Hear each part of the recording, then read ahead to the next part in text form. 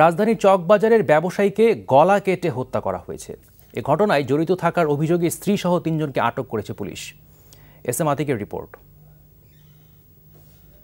পুরান ঢাকার চকবাজারের রহমতগঞ্জের ৫৯ water works সড়কের দোতলায় পরিবার নিয়ে থাকতেন ব্যবসায়ী জামিল আহমেদ। তার স্কচ টেপ তৈরির কারখানা। সোমবার সকালে কর্মচারীরা কারখানায় জামিলের জন্য অনেকক্ষণ অপেক্ষা করে না পেয়ে তার খোঁজ খবর শুরু করেন।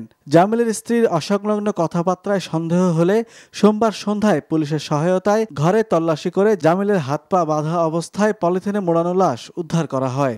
সকালতে আমরা ফোন দিতেছি, ওনারা পাচ্ছি না। পরে একটা পিচ্চিতে পাঠাইলাম বাসায় যে যা দেখতো বাইক কই আছে।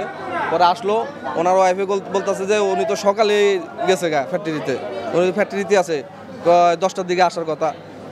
10টার দিকে আসার কথা, আমরা বলতেছি ফ্যাক্টরিতে নাই। তার বোনের আমরা মোহাম্মদপুর থেকে আনাইছি, থানায় জিডি করছি, জিডি করে পুলিশ নিয়ে তার বাড়িতে ঢুকছি।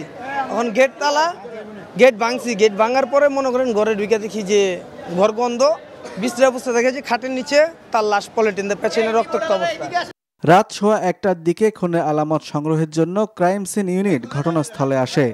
লালবাগ জোনের ডিসি মফিজউদ্দিন আহমেদ জানান, প্রাথমিক জিজ্ঞাসাবাদে খুনের কথা স্বীকার করেছেন জামিলের স্ত্রী মৌসুমী আহমেদ। জামিল আহমেদকে ছুরি দিয়ে গলা কেটে তাকে হত্যা করা হয়েছে এবং হত্যার পরে তার লাশটাকে পলিথিন দিয়ে মুড়িয়ে বিছানার নিচে রেখে দিয়ে হয়েছিল এবং বাসার ভিতরে রক্তাক্ত অবস্থায় বাথরুমে অনেক রক্ত পাওয়া গেছে। প্রাথমিকভাবে নিশ্চিত হয়েছি যে স্ত্রী এর সাথে জড়িত আছে। তার স্ত্রীকে গ্রেফতার করা হয়েছে এবং সাসপেক্ট আরও 2 জন আমাদের থানায় আছে।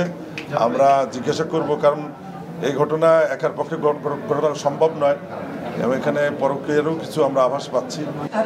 মৌসুমী ছাড়াও খুনের সাথে জড়িত সন্দেহে আরও 2 জনকে আটক করেছে পুলিশ। রাত 2:30টার দিকে জামিলের মরদেহ ময়নাতদন্তের জন্য হাসপাতালের মর্গে নিয়ে যাওয়া হয়। S M Atik, NTV news, Dhaka.